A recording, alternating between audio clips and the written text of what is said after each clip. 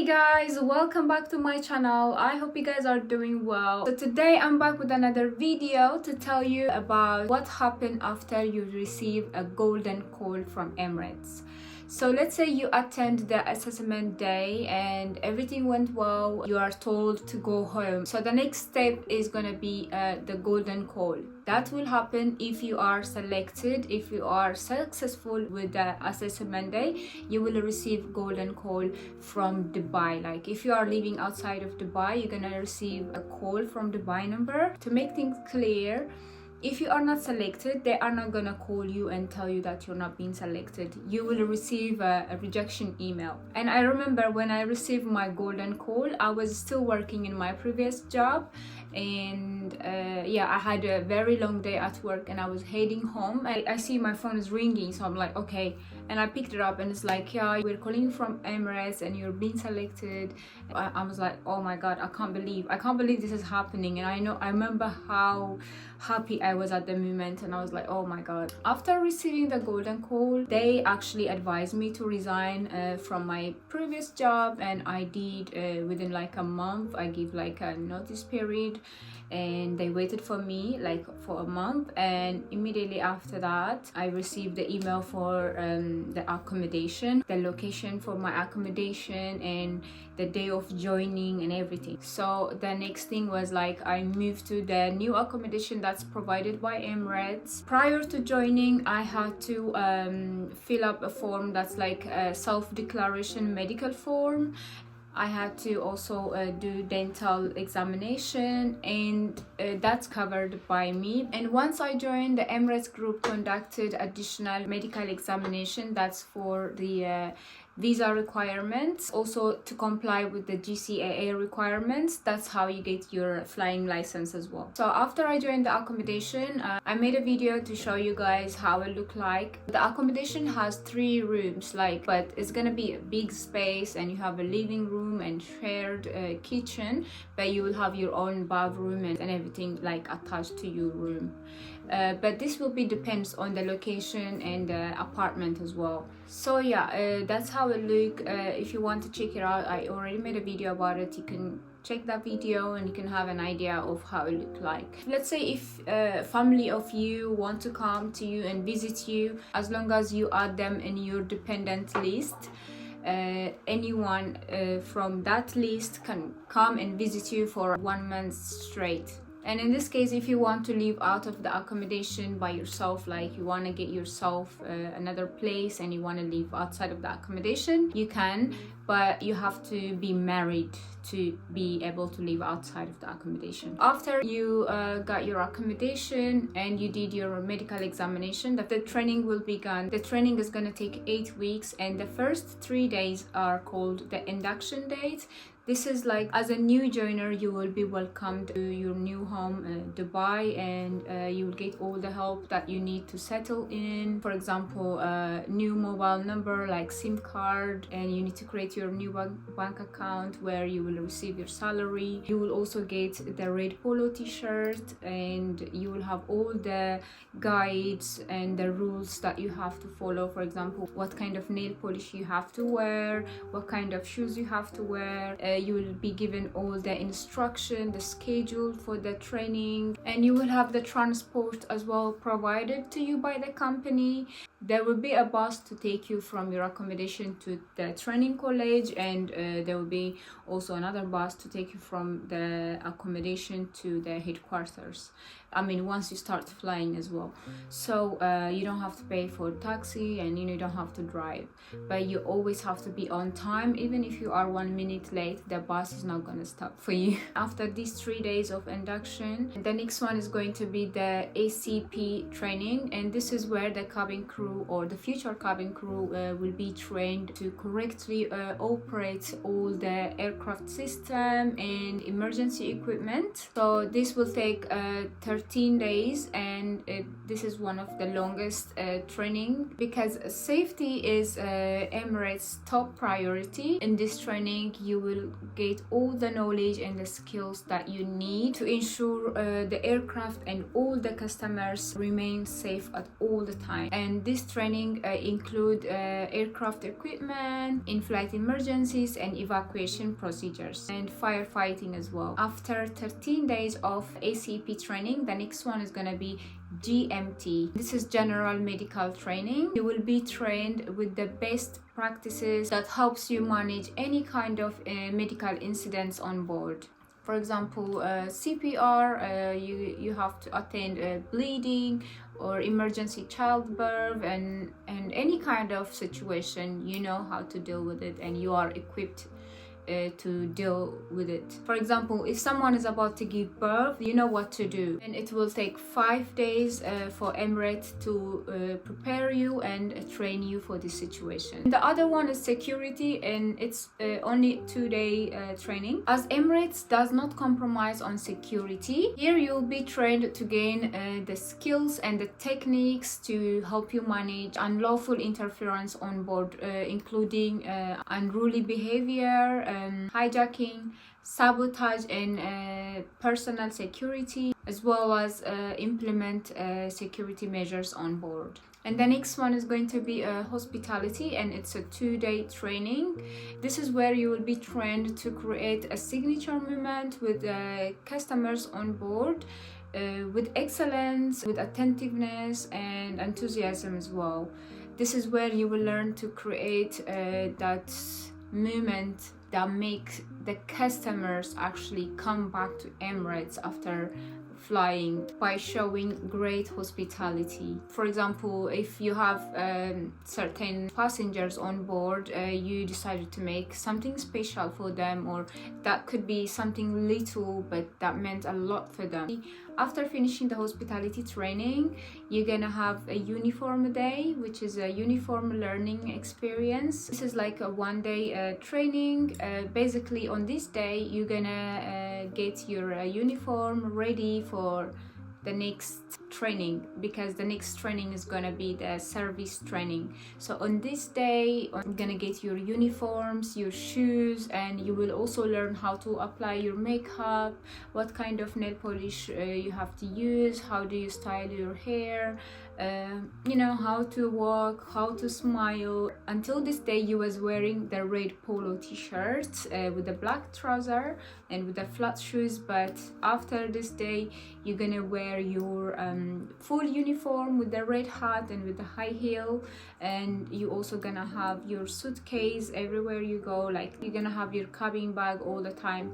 I mean, basically you always have your cabin bag even if you are not on the uniform day. For example, in the training you always have your cabin bag, because you need to keep your notebooks, you need to keep your training books, modules, and your uniforms, all the spare things that you need to keep them in that bag. So you always have your cabin bag with you. So after finishing up with the uniform training, which is for 1 day, the next one is gonna be the service training, and this is gonna take 14 days, and I think this is the longest training out of all, because that's where you will learn the in-flight service, which is different from all the airlines. You will learn all the Emirates signature service on aircraft simulator, on Boeing 777 and also on A380. That's gonna take about 14 days, and that's gonna be the last training, and the last day is going to be what to expect, like on your first flight. How do you go to the headquarters and make it to your flight? You're gonna review those kind of things. So let's say, for example, tomorrow is your flight, your first ever flight. So like tonight you have to get ready. Like, you need to pack your bags, like your vest coat, your oven glove, your cabin shoes. You need to put this kind of stuff in your cabin bag, and your big suitcase you're gonna put your normal clothes, like what you're gonna wear on your layover, and all your belongings. So after you pack your stuff, you're gonna review the safe talk. Safe talk is something that I will be talking about it later. After you review your safe talk and read through it, you're gonna make sure you're gonna have a good sleep and get enough rest before your flight. So now it's the next day, and you're gonna go for your first ever flight. So you're gonna wake up early, like at least 3 hours early before your flight. You're gonna get ready, and it depends on your location. If you live near to close to the headquarters, it depends on how long it will take you to get there. Maybe you don't have to wake up 3 hours before the flight, or it depends. So you're gonna wake up, gonna get ready, you're gonna wear uniform, put on your makeup, tie your hair like nicely and neatly, and make sure your uniform is not wrinkled, make sure it's ironed and it's ready to go. Then you're gonna wait for the bus, like in front of your accommodation. The bus is gonna be there like within 10 or 15 minutes. You have to make sure the bus is gonna be there and make sure it's aligned with your flight. So once you get in the bus, you go to the headquarters. Once you reach there, you're gonna wait for your e-gate. If your e-gate is open, or if your e-gate is opening now, because you're not gonna just go straight to the aircraft, because you have formalities and process that you have to pass through. For example, you're gonna wait for your e-gate. If your e-gate is open, you will have the card to pass through. Then you're gonna go to, there's like a kiosk, you're gonna sign up there. That will give you the information about your briefing room, where is your briefing room, and you're gonna also get the information for your suitcase. Then if you have the big suitcase, you're gonna send it through. If your flight is more than 24 hours, you're gonna have the big suitcase with you. If your flight is just turn around, it's like a short flight, you're gonna have the small suitcase, like the cabin bag. So if you're going for a layover, let's say you're going for a layover and you're gonna send your suitcase through that, and you're gonna head to your briefing room. But before that, you have to pass through the security checks. Just like the passengers goes to security check, we also, as a crew, we also go through a security check. There is like a whole airport security check channel where you have to pass. You're gonna remove your coats and shoes, you're gonna pass through that. And this is the moment where you don't want to have anything in your hand, like drinks, coffee, water, cell phone. Everything has to go back to your bag. And if you have like drinks on your hand, it's not allowed to get anything more than 100 ml through that security check. So you're gonna pass through the security check and finish that. While you do that, there will be people called the uniform police. They're gonna be standing on the other end. They're gonna be observing you, how you actually dress your uniform, how's your makeup, hair, nail polish, what is it as per the standard, or is it following the guideline and the standard, or are you like not doing it properly? They're gonna look at you, observe you, and if they find some like shortfalls, they're gonna give you a note. From the moment you finish the security check until you enter the briefing room, they're gonna look at you. It's like after that, once you arrive in the briefing room, you're gonna meet the rest of the crew that's gonna work with you on this flight. You're gonna have document checks and uniform check as well. You're gonna open your cabin bag and show your uniforms. Like there are certain things that you have to bring to the flight. For example, the vest coat, like you have to wear that vest coat during the service on a flight. So the vest coat, the oven glove, the cabin shoes, these are like, you have to bring these items in every flight. So if you don't have those uniforms, you will not be allowed to fly. So you have to make sure you brought those uniforms. And after you finish the uniform check, you're gonna have the document check. Document check includes the passport, your flying license, your vaccination certificates, and all of these kind of things. So you're gonna have those checks. And after that is the time for safe talk. So safe talk is something that I never thought, I never thought of this until I was in training college. On the last day of the service training, they told us that there will be a safe talk, and if you only answer that, you are able to fly. So safe talk is like it's like around 200 questions, like list of questions that will be sent to your email, every month or 2 months, and you have to read through, and there's also answers. You need to memorize all the answers. Out of all of that question, you will be asked one question and you have to know the answer. So you will be given a chance to answer it once. If you do not answer it, you'll be given another chance, like the second chance. If you manage to answer on the second attempt, that's all right, but still the seniors is gonna take a note on you. And if you do not answer on the third attempt, it means you are not able to fly, or you are not able to operate these flights, because they don't believe you are fit. Because the 200 questions, it can be about safety, it can be about medical, or it can be about the aircraft, it could be anything. So you have to keep yourself up to date, and you are well informed about everything. So that's something very important, and I never thought that would be like a thing. And if you don't manage to answer the question, it means you are not fit to fly. You will be sent back to your manager for a meeting, which is a bad thing, and after that you will be sent back to the training college. And in addition to that, the safe talk is not only on the first day of flying or on your first flight. It's on every flight. In each and every flight you are going to operate, you have to answer all the safe talks. It can be anything. So let's say if you are first time flyer, or you are SUPI or supernumerary flight, you are not expected to answer the safe talk, but you can voluntarily answer the safe talk. It's not expected from you to answer that. This is mainly like for people who's after like supernumerary flight.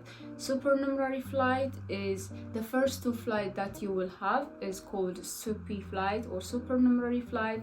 You are only there to observe and to take notes and to get feedback from the seniors. So you don't have to do like all the the service and everything. You are there just to observe, and if you have questions, you have to go to the seniors and answer. They will give you all the answers for that. So these are like, that's why you are not expected to answer the safe talk as well. After the safe talk, you will have like a briefing about the flight and more information about the flights and all the details. After, that's gonna take around like 20-15 minutes. Then you're gonna leave the briefing room. That's the moment where you get up and put on your red hat, and you're gonna leave the briefing room to go to the aircraft. After you leave that briefing room, your phone should be in your pocket until you reach to the bus. And that's where you put all your phone and everything in your bag, and you just walk straight to the bus. Once you reach to the bus, you can use your phone if you want to last minute checks and stuff, because once you reach to the aircraft, that's it. No more phone, everything on the cabin bag and in the hat rack. So you get to the bus. There is like underground road. Like, I never thought that there's something like that actually. Like looking from from the above, like right in front of the headquarters, like there is like underground, and you're gonna go under that, and you'll be in front of the aircraft. So once you get to the aircraft, that's where everything like gets serious. From the moment you board the aircraft, you're gonna put all your belongings, and fully 100% you're gonna be like focused. You have to do like pre-flight checks, like a lot of things. There is more details to it. I mean, if you want to know more, of course, let me know in the comment section. What do we do once we board the aircraft? Is it just we stand and we wait for the passengers, or what do we do before that? All of these things. If you want to know more about those things, let me know in the comment section, and I will explain it to you. You are ready, and you know what to expect, and you know what's coming up for you. So please let me know in the comments. And that's it for today, and I will see you on another video. and don't forget to subscribe to my channel. Bye.